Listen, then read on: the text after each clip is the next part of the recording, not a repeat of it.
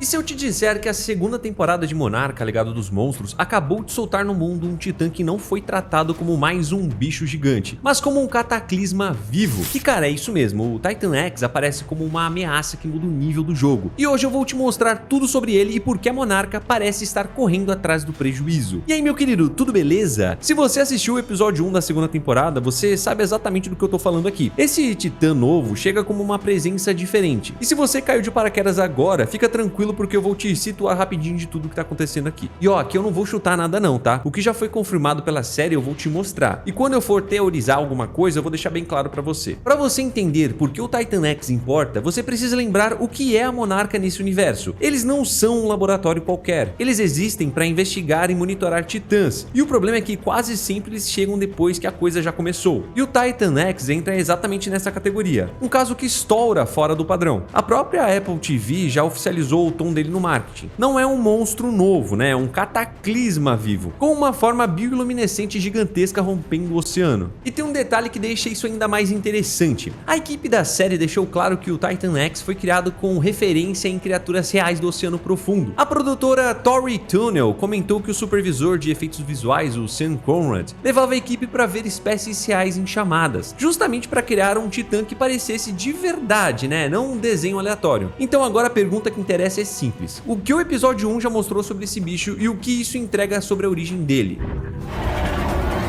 Vamos lá, mano, pra gente começar a entender o Titan X de verdade, a gente precisa voltar pra uma parte do episódio que muita gente assistiu meio rápido, né? E talvez não tenha percebido o peso daquilo. A série leva a história lá pra 1957, numa pequena vila de pescadores chamada Santa Soledad, no Chile. À primeira vista parece só mais um flashback da Monarca investigando coisas estranhas, mas quando você presta atenção no que tá acontecendo ali, fica claro que aquilo é muito mais do que uma simples cena de introdução. Os moradores da vila vivem com medo de algo que aparece no mar. Não é um animal comum, né? Não é um tubarão gigante ou alguma coisa que a ciência moderna conseguiria explicar facilmente. Os relatos falam de uma criatura colossal que surge das profundezas e desaparece novamente no oceano. E aqui entra um detalhe muito importante. Aquela comunidade trata essa criatura como algo antigo, algo que já fazia parte da cultura local muito antes da Monarca aparecer ali. Alguns moradores, inclusive, se referem a essa criatura como El Gran Dios del Mar, o grande deus do mar. Dentro das cavernas próximas da vila existem desenhos nas paredes, representações de criaturas gigantes saindo da água. E não são desenhos aleatórios não. Eles parecem registros feitos ao longo de gerações, como se os habitantes daquele lugar estivessem documentando a presença desse titã há muito tempo. Existe até um pequeno altar improvisado, que indica que aquela criatura pode ter sido vista como algo sagrado pela população local. O que faz total sentido pelo fato dele ser conhecido por eles como o grande deus do mar. Isso é uma coisa que aparece várias vezes no Monstroverso, né? Titãs sendo interpretados como deuses ou forças da natureza por civilizações antigas. O próprio Godzilla já foi associado a lendas marinhas em várias culturas. Então, quando a série mostra esse tipo de registro numa região isolada no Chile, ela basicamente está dizendo uma coisa sem falar diretamente, né? Que a presença desse titã ali não começou agora. Ele já estava ali naquele oceano faz muito tempo mesmo. Agora vem a parte em que a coisa começa a ficar realmente estranha. Os sensores começam a registrar atividade em comum no mar. Não é só uma onda diferente ou uma mudança de corrente marítima. São movimentos gigantescos acontecendo debaixo da água, né? Algo grande o suficiente para deslocar enormes volumes do oceano. E quando finalmente vemos o Titan X, dá para entender por quê, né? A criatura emerge das profundezas com um corpo gigantesco e uma característica que chama atenção imediatamente, né? As partes do corpo brilham no escuro. Essa bioluminescência não é só um detalhe visual bonitinho não. No mundo real, ela é muito comum em criaturas que vivem nas regiões mais profundas do oceano, onde a luz do sol simplesmente não chega. Peixes abissais, lulas gigantes e vários organismos marinhos usam esse tipo de luz natural para comunicação, caça ou até para atrair presas. Então, quando o Titan X aparece com essa característica, a série está deixando uma pista bem clara sobre o tipo de ambiente onde ele pode ter evoluído, né? O próprio mar abissal. Outro detalhe que salta aos olhos é o formato do corpo. A cabeça tem traços reptilianos, mas ao redor do corpo surgem estruturas que lembram tentáculos enormes, algo muito mais próximo de cefalópodes cefalópodes do que de répteis gigantes. Essa mistura de características cria uma silhueta bem diferente dos titãs que a gente já conhece. Pensa comigo, o Godzilla lembra um grande predador pré-histórico, né? O Kong, um primata colossal. Mas o Titan X parece algo que saiu diretamente das profundezas do oceano. Não tem nada parecido com ele, né? E quando você olha pra ele com calma, fica difícil não pensar numa criatura que passou milhões de anos evoluindo num ambiente que os humanos quase não exploraram. E isso não é coincidência. Durante a produção da série, a equipe de efeitos visuais deixou claro que a ideia era criar um titã com aparência inspirada em criaturas reais do oceano profundo. Criaturas que vivem em ambientes extremos do oceano, onde a pressão é absurda e a luz praticamente não existe. Muitas delas apresentam características bem marcantes, né? Corpos alongados, olhos adaptados à escuridão e estruturas capazes de gerar luz própria. O próprio Titan X parece ter sido construído exatamente a partir dessa lógica. Ele não tem a aparência clássica de um dragão marinho gigante. Ele parece algo muito mais estranho, como se fosse uma combinação entre predadores marinhos que realmente existem, só que em escala de titã. E isso muda completamente a forma como a gente interpreta esse monstro dentro do Monstroverso. Porque se ele realmente for uma criatura adaptada às profundezas do oceano, isso significa que ele pode ter passado eras inteiras escondido em um ambiente onde praticamente ninguém consegue observar o que está acontecendo ali. E aí entra a pergunta que começa a deixar tudo mais intrigante ainda. Se um titã desse tamanho estava escondido nas profundezas do planeta, o que fez ele aparecer agora? Pensa comigo, aquela vila em Santa Soledad não tá ali por acaso. Quando a série mostra aqueles desenhos nas cavernas e aquele altar improvisado perto da costa, ela tá usando uma das ferramentas mais comuns do Monstroverso: mostrar que certos titãs já eram conhecidos por civilizações antigas muito antes da ciência moderna tentar entender o que eles eram. No mundo real, comunidades costeiras costumam criar histórias sobre criaturas gigantes do mar. Existem relatos assim também no Japão, né? Na Noruega, na Polinésia, praticamente em qualquer lugar onde o oceano faz parte da vida das pessoas. No universo da série, esses relatos quase sempre acabam sendo ecos de encontros reais com titãs. E quando você olha com atenção para os desenhos da caverna, fica claro que aquilo não representa um animal comum. As figuras mostram uma criatura enorme emergindo da água, com um corpo alongado e vários tentáculos ao redor. A forma é muito mais próxima de um monstro marinho do que de um réptil terrestre. E como eu falei antes, isso sugere que o Titan X já era conhecido naquela região há muito tempo mesmo. E isso abre duas possibilidades interessantes. A primeira é que ele sempre viveu naquela parte do oceano, surgindo de tempos em tempos ao longo da história e sendo registrado pelas pessoas que moravam ali. A segunda é ainda mais curiosa. Seria que o Titan X pode fazer parte de um ciclo muito antigo de atividade dos titãs, algo que acontece em intervalos de décadas ou até de séculos. E se isso for verdade, aqueles moradores podem não ter visto apenas um monstro aleatório. Eles podem ter testemunhado o despertar de uma criatura que aparece no mundo humano de tempos em tempos e depois volta para as profundezas. E quando você junta isso com o fato de que a Monarca existe há pouco mais de 70 anos, fica fácil entender por que um titã desse tamanho poderia ter passado desapercebido durante tanto tempo. Porque o oceano é gigantesco, né, mano? É colossal. Se mesmo hoje, com tanta tecnologia que a gente tem, a maior parte das profundezas do planeta continua praticamente inexplorável. Pensa nisso na escala do Monstroverso. Se criaturas desse tamanho realmente vivem nas regiões mais profundas do oceano, é totalmente possível que existam titãs que a Monarca simplesmente nunca conseguiu detectar. Mano, e o Titan X, ele pode ser exatamente um desses casos. Uma criatura antiga adaptada às profundezas, que por algum motivo resolveu subir para a superfície agora. E cara, agora que a gente já entendeu o contexto em que essa criatura aparece, vale a gente olhar pro Titan X como os cientistas da Monarca provavelmente olhariam, como um animal gigantesco dentro de um ecossistema. Porque no Monstroverso, os titãs funcionam muito mais como espécies extremamente antigas que evoluíram em ambientes cheios de radiação e energia geotérmica. Quando você observa o corpo do Titan X com calma, algumas coisas ficam bem claras, né? Primeiro, nitidamente ele vive a maior parte do tempo no ambiente marinho. O corpo alongado, a forma de se mover na água e principalmente aqueles tentáculos sugerem um tipo de predador que não depende só de mordida ou força. Predadores oceânicos reais costumam usar estratégias diferentes das que vemos em animais terrestres. Lulas gigantes, por exemplo, elas usam tentáculos longos para poder agarrar presas a uma distância segura. Polvos conseguem envolver completamente o alvo antes mesmo que ele consiga reagir. E em escala de titãs, isso significa que o Titan X poderia capturar algo do tamanho de um navio com muita facilidade. E os tentáculos não seriam só ferramentas de ataque. Eles também podem servir para sentir vibrações na água, algo muito comum em animais que vivem em ambientes escuros. Isso faria bastante sentido para uma criatura que possivelmente vive em regiões profundas do oceano, onde a luz do sol não chega. Outro detalhe que chama a atenção no Titan X é justamente essa capacidade de emitir luz. Em criaturas das profundezas, esse tipo de brilho geralmente está ligado à caça ou à comunicação. Cara, em escala de Titã, isso pode significar algo ainda mais impressionante, uma forma de localizar presas ou até de dominar completamente o ambiente ao redor. E mano, tem mais uma coisa interessante aqui. O fato dele dividir essa característica com várias criaturas abissais levanta uma possibilidade bem curiosa, a de que o Titan X pode ter passado eras evoluindo lá nas profundezas do oceano, no mesmo ambiente onde esses animais desenvolveram exatamente esse tipo de adaptação. Ela pode ajudar a localizar presas nas profundezas, pode servir para intimidar outros predadores ou até indicar algum tipo de atividade energética dentro do corpo da criatura, algo que não seria estranho dentro da lógica dos titãs, como acontece com Godzilla, por exemplo. Porque a gente sabe que muitos titãs do Monstroverso funcionam quase como reatores vivos, absorvendo radiação do ambiente para manter o próprio metabolismo, né? Então, se o Titan X realmente passou eras vivendo em regiões profundas do oceano ou até perto de áreas geotérmicas, é bem possível que ele também dependa desse tipo de energia para poder sobreviver. Agora vem uma pergunta que sempre aparece quando a gente fala de monstros desse tamanho. O que será que uma criatura dessas come? A resposta mais lógica é que ele não depende apenas de presas convencionais. Titãs geralmente ocupam o topo da cadeia alimentar. Isso significa que eles podem se alimentar de praticamente qualquer coisa grande o suficiente para fornecer energia, desde grandes animais marinhos até outros titãs menores. Mas existe outro fator importante dentro do Monstroverso: a radiação. Vários titãs conseguem absorver energia diretamente do ambiente. O Godzilla é o exemplo mais famoso disso, né? Se o Titan X tiver uma adaptação parecida, isso poderia explicar como uma criatura desse tamanho consegue sobreviver em regiões onde a disponibilidade de alimento tradicional seria muito menor. Em outras palavras, ele não pode depender apenas da caça, né? Ele pode até estar se aproveitando de fontes naturais de energia do próprio planeta Terra. Tá, mano, mas eu vendo o primeiro episódio inteiro, a pergunta que não saiu da minha cabeça foi: se o Titan X passou tanto tempo escondido nas profundezas do oceano, por que ele apareceu agora? E cara, dentro do Monstroverso, quase sempre existe algum tipo de gatilho para o despertar de um titã. Em Rei dos Monstros, por exemplo, a gente viu vários titãs acordando depois do chamado do Alpha, né, do próprio Ghidorah. Em outras histórias, mudanças no equilíbrio de energia do planeta acabam despertando criaturas que estavam em hibernação. Então é possível que algo parecido esteja acontecendo aqui. Pode ser que alguma alteração no ambiente profundo do oceano tenha forçado o Titan X a subir para regiões mais rasas. Pode ser também que a presença de outros titãs tenha desencadeado algum tipo de resposta territorial, ou até que a própria atividade humana, né, exploração marítima, extração de recursos ou testes tecnológicos tenha perturbado um ambiente que estava estável há séculos. E quem sabe pode até ser um ciclo natural do próprio titã, como a gente teorizou agora há pouco. Por enquanto, a série não deu uma resposta definitiva para isso, mas mano, uma coisa já dá pra gente afirmar: quando um titã desse tamanho começa a se mover, dificilmente ele está apenas passeando. Normalmente significa que alguma coisa mudou no equilíbrio do planeta, e isso pode ser o começo de algo muito maior dentro da história da temporada. Agora chega uma parte inevitável quando aparece um titã novo no Monstroverso, onde esse bicho se encaixa na hierarquia dos monstros, porque dentro desse universo existe praticamente uma cadeia de poder entre os titãs. Alguns são criaturas territoriais que defendem regiões específicas, outros são classificados pela própria monarca como destruidores, monstros que simplesmente seguem destruindo tudo no caminho. E existem ainda aqueles que entram na categoria mais rara de todas, né, os alfas. O exemplo mais claro disso é o próprio, né, que você já conhece, o lagartão, né, o Godzilla. Depois da derrota do Ghidorah em Rei dos Monstros, vários titãs ao redor do planeta simplesmente se curvaram diante dele. Aquilo não é só um momento visual impressionante, é uma confirmação de que ele ocupa o topo da hierarquia naquele momento. Então, quando um titã novo aparece, a pergunta é automática: ele está abaixo,